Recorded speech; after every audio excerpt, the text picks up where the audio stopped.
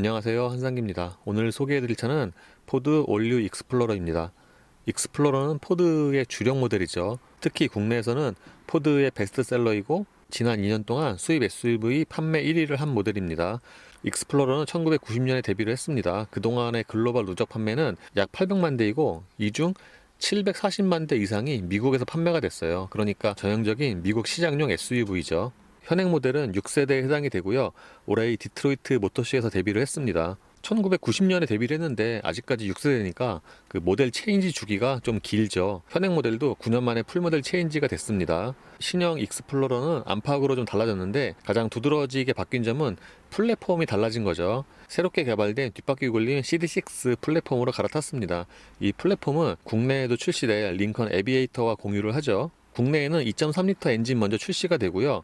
차후에 PHEV도 출시가 된다고 합니다. 외장 디자인은 사진보다는 실물이 낫고 안에서 봤을 때보다 이 자연광에서 보니까 좀 더 낫습니다. 그럼에도 불구하고 플랫폼이 바뀌고 9년 만에 풀모델 체인지인 것을 감안을 하면은 뭔가 새 차 같은 느낌은 좀 덜한 것 같아요. 다른 말로 하면은 워낙 잘 팔리는 모델이어서 좀 과감하게 디자인을 바꾸기가 힘들지 않았나라는 생각도 있습니다. 그리고 구형에 비하면은 차체 사이즈가 늘어났는데 특히 전면에서 보면은 그 전폭이 늘어난 게 좀 더 두드러집니다. 휠 베이스도 구형에 비하면은 많이 늘어났죠. 기존과 동일한 거는 전고뿐이고 나머지는 다 늘어났어요. 트래버스와 차체 사이즈를 비교해 보면은 전폭만 제외한다면 다른 사이즈는 다 트래버스가 크고요. 펠리세이드보다는 모든 수치가 다 큽니다. 이 리어 역시 늘어난 전폭이 좀 두드러지게 느껴지는 디자인이고요. 어떤 각도에서 보면은 구형의 디자인이 좀 더 깔끔하게 보일 수도 있어요. 얘 외장에 비하면 실내 디자인의 변화는 좀 더 있는 편인데 실내 역시도 뭔가 이렇게 확 달라졌다 그런 느낌은 좀 덜합니다. 풀모델 체인지 치고 특히 이 차가 9년 만에 풀모델 체인지가 됐잖아요. 그걸 감안을 하면은 그 실내의 변화 역시도 아주 그렇게 큰 편은 아니죠. 내장재의 품질은 포드 익스플로러에 기대할 만한 딱 그런 수준이고요. 대시보드에 적용된 우레탄 같은 경우에도 좀 딱딱한 편입니다. 보통 이 상단에 있는 우레탄이 가장 부드러운 편인데 그걸 감안을 하면은 이 익스플로러는 이 상단 부분의 우레탄이나 도어 트림에 적용된 이 우레탄도 좀 딱딱한 편이에요. 신형 익스플로러가 처음 나왔을 때 그 세로형 지금보다 사이즈가 큰 모니터가 탑재가 됐잖아요. 근데 국내에서 판매되는 이 리미테드는 지금 보시는 이 8인치 모니터가 적용이 됩니다. 이게 돌출형인데 잡고 흔들어 보면은 의외로 유격이라든가 그 잡소리는 또 거의 안 나요. 근데 요즘에 나온 신차, 특히 이 차가 가격이라든가 이 차의 사이즈를 생각을 해보면은 이 8인치 모니터는 좀 작아 보이죠. 요즘에는 이거보다 작은 차들도 더 큰 또는 또 와이드 타입이 많이 적용이 되잖아요. 요즘에는 거의 대부분의 수입차가 그 현지 사양에 맞게 따로 그 내비게이션을 개발을 하잖아요. 근데 이 익스플로러 같은 경우에는 이렇게 메뉴 화면에서 다시 내비게이션으로 돌아가려고 하면은 그 스티어링 휠에 있는 이 백 버튼을 좀 길게 눌러줘야 돼요. 모니터가 작기도 하지만 이 안쪽에 있는 메뉴의 수라든가 지금 폰트, 그래픽 이런 것도 좀 아쉽습니다. 여기서 설정에 들어가면은 이런 메뉴가 나오고요. 이 운전자 보조 같은 경우에는 이 보시는 것처럼 폰트나 이런 게 별로 안 이뻐서 그렇지 거의 주요 그 시스템은 대부분 다 들어가 있어요. 예, 차량으로 들어가면은 이런 메뉴가 나오는데 특이하게 최대 공회전 30분 이런 메뉴도 있네요. 이게 차량을 가만히 두면 30분 뒤에 엔진이 자동으로 꺼집니다. 참고로 원격 시동 기능도 설정이 되어 있고요. 근데 이렇게 전환할 때 그 속도가 그렇게 빠른 편은 아니네요.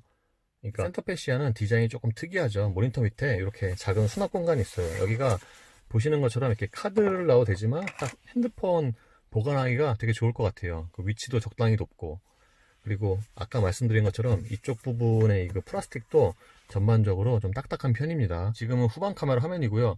보시는 것처럼 화질이 좀 많이 떨어지죠. 그 모니터의 그 화질 자체가 좀 뿌예요. 최근에 탄 차 중에서는 이 후방 카메라의 화질이 가장 좀 떨어지지 않나 싶습니다. 이 후방 카메라는 기본이 2분할이고요. 그러니까 우측에는 위에서 내려다보는 탑뷰가 나오고요. 여기서는 이렇게 앵글을 달리해서 볼 수가 있죠. 모니터 아래쪽에는 공조장치가 있고요. 온도는 숫자가 나오는데 그 바람 세기는 그 모니터에 표시가 됩니다.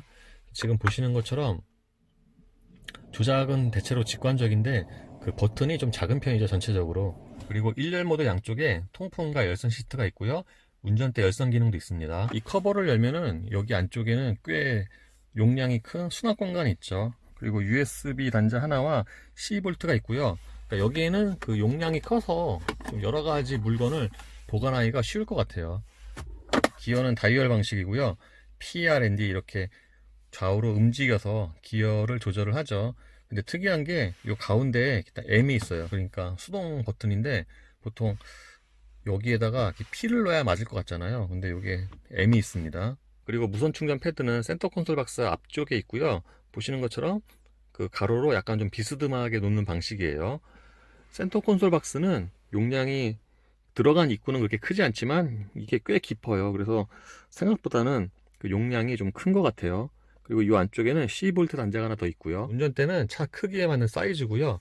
이 림이 생각보다 그렇게 두껍지가 않아요. 그러니까 보기에는 림이 좀 두꺼워 보이거든요, 처음에는. 근데 실제로 잡으면은 손에 싹 잘 들어오는 그런 사이즈입니다. 그리고 이 여기에 적용된 그 가죽도 보통 다른 차들보다는 그 가죽의 두께가 좀 두껍게 느껴져요. 그리고 약간 좀 푹신하고요. 전체적으로 보면은 그 손에 잡히는 감각은 좋고요. 이 뒤에는 패들 시프트도 마련이 되는데 그 조작할 때의 그 감각이 그렇게 좋지 않습니다. 그리고 스포크에는 여러 가지 버튼들이 오밀조밀하게 모여 있죠. 왼쪽에는 크루즈 컨트롤과 차로 유지, 그리고 오른쪽에는 트릭 컴퓨터, 음성인식 등의 버튼이 있습니다. 그리고 이 스티어링 휠은 조절도 모두 전동이에요. 기존에 비하면은 계기판의 디자인도 좀 예뻐지긴 했는데 이 차가 최신 모델인 것을 생각을 하면은 또 그렇게 아주 예쁜 건 아니죠. 그리고 풀 디지털이 아닌 계기판 치고는 그 가운데에 적용된 액정의 크기는 좀 큰 편입니다. 여기서 스포크 가운데에 있는 OK 버튼 그거를 위아래로 움직여서 여기에 표시되는 정보를 이렇게 바꿀 수가 있고요. 그리고 메뉴로 들어가면은 이렇게 설정과 전화, 오디오, 화면 선택 등의 메뉴가 나옵니다. 이 화면 선택에서는 가운데 액정에 표시되는 그 정보를 여기서 선택을 할 수가 있죠.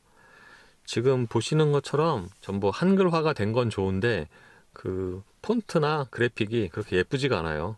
시트는 성인이 앉기에는 충분한 크기고요.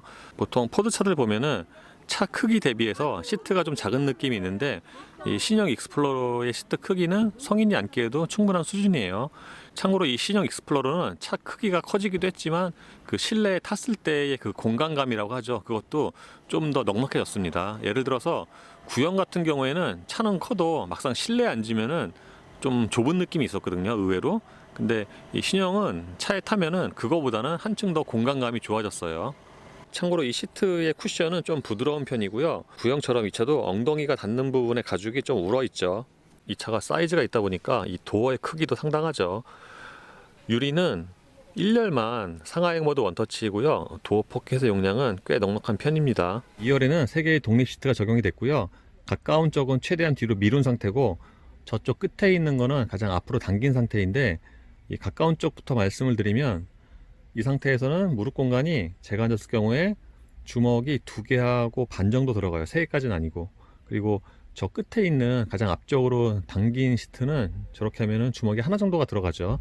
물론 저렇게 하면은 성인이 앉기에는 좀 무릎 공간이 부족하죠. 그리고 2열 시트의 등받이는 이렇게 각도 조절도 가능하고요.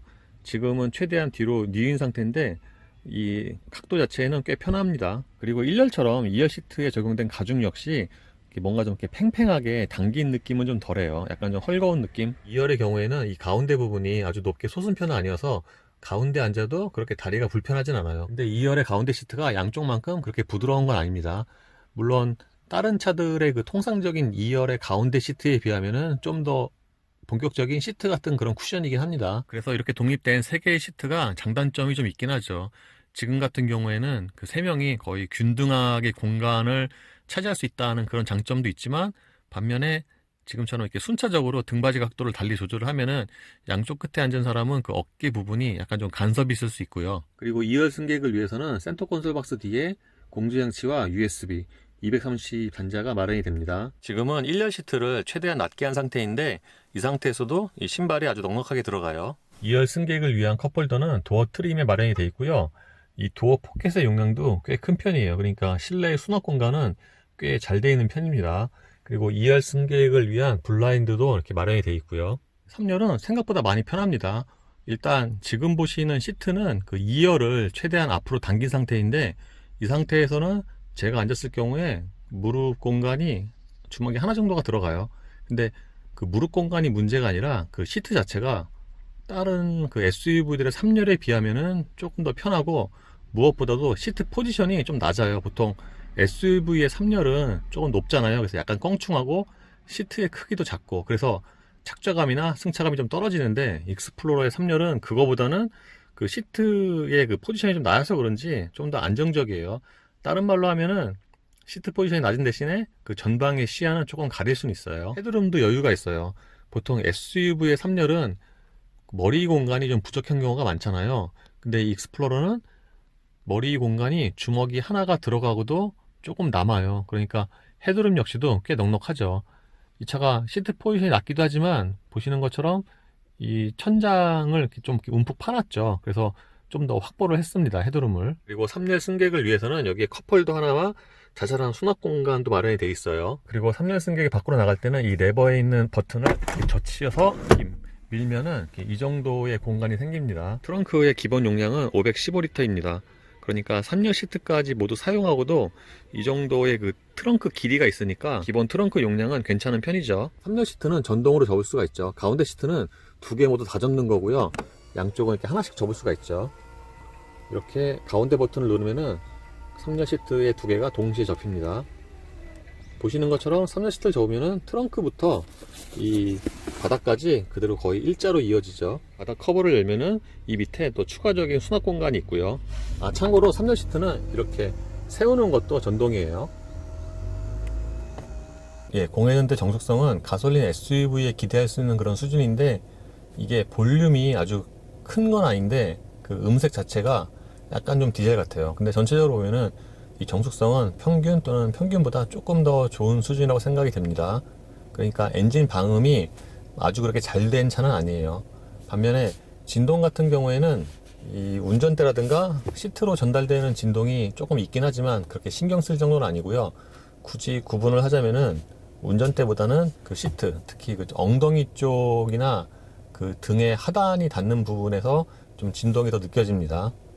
이 차의 파워트레인은 2.3L 에코부스트 4기통 터보 엔진과 10단 자동 변속기로 조합이 됩니다. 파워트레인은 기존에 비하면은 엔진은 소폭 달라지고 변속기는 큰 폭으로 업그레이드가 됐죠.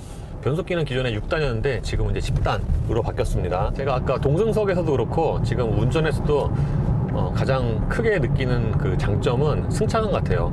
이 차가 승차감이 되게 좋네요. 그러니까 승차감이 뭔가 자잘한 충격을 되게 잘 흡수하면서, 그리고 미국 차지만 뭔가 전형적인 예전의 그 유러피안 같은 그런 느낌도 나고요. 이 차가 지금 크잖아요. 국내에서는 이제 대형급으로 분류를 할 수가 있는데, 그 덩치를 생각을 하면은 그 자잘한 보디롤도 없고, 그리고 하체의 그 충격도 잘 흡수하고, 그래서 저는 주행에서는 가장 큰 장점을 승차감으로 꼽고 싶습니다. 제가 볼 때 약간 그 아우디 Q7 생각나는 그런 아주 절제된 움직임인 것 같아요. 승차감 좋습니다. 그리고 아까 말씀드린 것처럼 공회전 때의 엔진 그 볼륨은 그냥 평균 좀 또는 그 이상인데, 주행 중에서는 의외로 이 차가 변속기가 10단이다 보니까 대체로 회전수를 낮게 쓰잖아요. 그래서 기존의 6단에 비하면은 그래서 좀 더 조용하게 들리는 게 아닌가 싶습니다.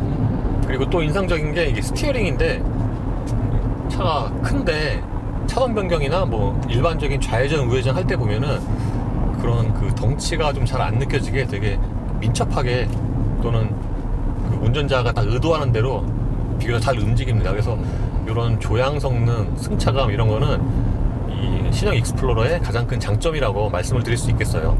이 차 그 뭐 큰 면적, 넓은 전폭 생각하면은 아까도 그 제 옆에 앉았을 때 그 고속 주행할 때 그렇게 풍절음이 크다고 생각이 되진 않아요. 근데 저희 아까 그 얘기한 것처럼 이 차가 그냥 일반적으로 주행할 때도 좀 잡소리가 있어요. 잡소리. 예를 들면은 이 대시보드 이쪽에서 그 있잖아요. 그 플라스틱 좀 약간 부딪히는 소리, 떠는 소리, 그런 게 좀 지속적으로 들려갖고 그게 좀 불편할 수 있습니다. 이 계기판 같은 경우는 에코, 스포츠에 따라서 계기판, 정확히는 이제 가운데 액정의 그래픽이 변하는데, 이제 스포츠는 다른 브랜드들처럼 다 이렇게 빨갛게 변하잖아요. 근데 이 변환될 때의 그래픽이 좀 되게 느리죠. 이 정도 변화는 요즘 추세에 비하면 조금 이 차가 구형도 그랬지만 이 2.3L 에코부스트의 익스플로러가 그렇게 동력 성능이 느린 차가 아니거든요. 보통 2.3L 하면은 이 덩치에 좀 부족하지 않을까 생각을 하는데 실제로는 꽤 빨라요, 이 차가. 근데 이 차는 그거보다는 이제 출력이 더 좋아졌고 배기량은 같지만, 그래서 일상 용도는 물론 이제 풀가속 했을 때의 그런 체감 가속력도 그렇게 느린 편은 아닙니다. 그러니까 일상 용도로는 충분하게 사용을 할 수 있는 그런 출력이고, 스포츠 모드로 바꾸면은 그 대부분의 차들처럼 그 초기 반응이 좀 더 민감해지죠. 이 차가 기본적으로 시트 포지션이 높다 보니까 전방 시야가 되게 좋아요. 이 앞유리도 너무 밑으로 내려온 거 아니고, 근데 대부분의 미국 차 그렇듯이 사각지대가 좀 커요. 특히 이쪽. 이게 사이드 미러가 면적은 되게 크거든요. 눈을 보기 되게 넓잖아요. 이 폭도 넓고. 근데 사각지대가 확실히 보통 그 평균보다는 좀 커서 차선 변경할 때 좀 더 확실하게 좀 눈으로 확인을 해야 될 필요가 있습니다. 물론 여기에 그 사각지대 경고 그 램프가 있긴 하지만 그래도 직접 눈으로 보시는 게 낫죠. 구형도 고속안전성이 괜찮은 편이었는데, 신형은 그 플랫폼이 새 것으로 바뀌고 하체를 좀 더 다듬어서 그런지 좀 더 좋아진 것 같아요. 그리고 대부분의 차들처럼 이렇게 옆에랑 여기 앉았을 때 들리는 좀 음량이 좀 다른 것 같아요. 저 아까 올 때 이쪽에 먼저 앉았는데 그때는 소리가 지금보다 조금 더 크게 들렸고, 운전할 때는 아까보다는 조금 더 적게 들려요. 그래서 지금처럼 뭐 회전수를 많이 안 쓰고, 그러니까 2000rpm 이하로 사용을 하고 주행을 할 때는 그 엔진 소리는 거의 안 들리고요. 타이어 소리가 거의 대부분을 차지를 하죠. 그리고 승차감이 이제 좋다고 말씀을 드렸고, 이제 그건 사실인데, 그 리어 서스펜션이 약간 좀 둔턱 같은 거 지날 때 쿵쿵 하잖아요. 그게 두드러진 건 아닌데 그게 좀 울리는 느낌이 있는 것 같아요. 그리고 이 잡소리가 좀 되게 여기저기서 나요. 물론 이게 이 차만 그럴 수 있고, 아까 중간에 이제 쉴 때 다른 기자들한테 물어보니까 그 차들은 또 잡소리 별로 안 난다고 하더라고요. 근데 지금 저희 둘이 탄 차 같은 경우에는 잡소리가 좀 되게 번갈아서 여기저기서 좀 나갔고, 소위 말해 차 뽑기가 안 되면은 좀 불편할 수 있죠. 기어가 10개다 보니까 변속이 되게 자주 일어나잖아요. 특히 저단 또는 시내 주행할 때. 그럴 때도 지금처럼 이렇게 일반적으로 가속 페달을 많이 안 밟는 상황이라면은 그 변속 충격이 잘 느끼기가 힘든데, 이제 간혹 가다가 풀 악셀 하면은 급가속하는 상황, 그럴 때는 간헐적으로 이렇게 팍하고 한 번씩 튀긴 해요. 이 차에도 차로 유지 기능이 탑재가 됐습니다. 지금 이제 100km로 정속 주행을 하는데 차로 유지, 그러니까 가운데 중앙을 잘 지키는 그런 능력이 기대보다 좋아요. 보통 똑같이 차로 유지를 지켜도 그 안에서 약간 좀 흔들리잖아요. 근데 물론 이 차도 흔들리긴 하지만 지금처럼 약간 구분기를 지날 때도 차로 유지를 양쪽에 사이드 미러로 확인을 해보면은 잘 지키는 편입니다. 그래서 이 차 덩치 생각해보면은 이런 또 기능은 꽤 좋다고 할 수 있지만, 이게 유지 시간이 길지가 않아요. 지금 보면은 대략 한 10초 정도만 있으면은 바로 여기 경고가 들어오는 것 같아요. 스티어링 휠에서 손을 떼지 말라고.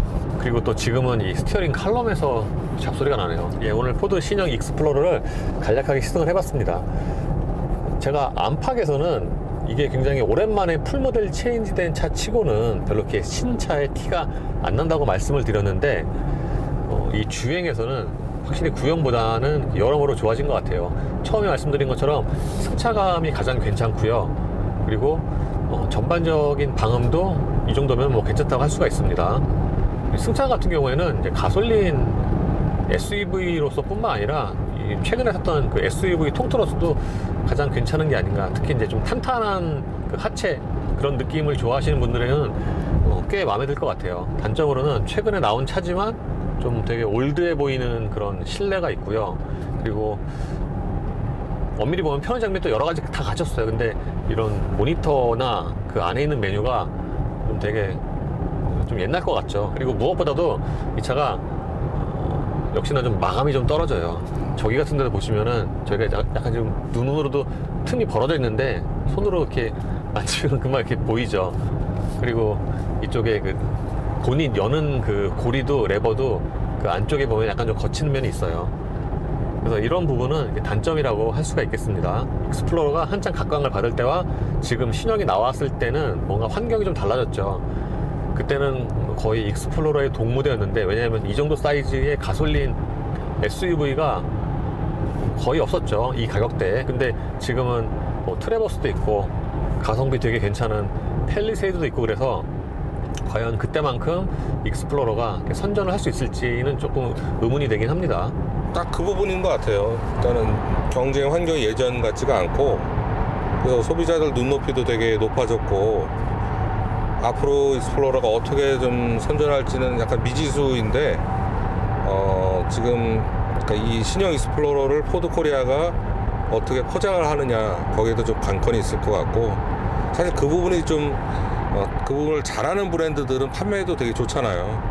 그러니까 그 부분에 좀 소극적이었던 이 포드 코리아가 어떻게 할지 그 부분을 좀 지켜보면 좋을 것 같습니다. 예, 이로써 올류 익스플로러의 시승을 마치겠습니다. 감사합니다.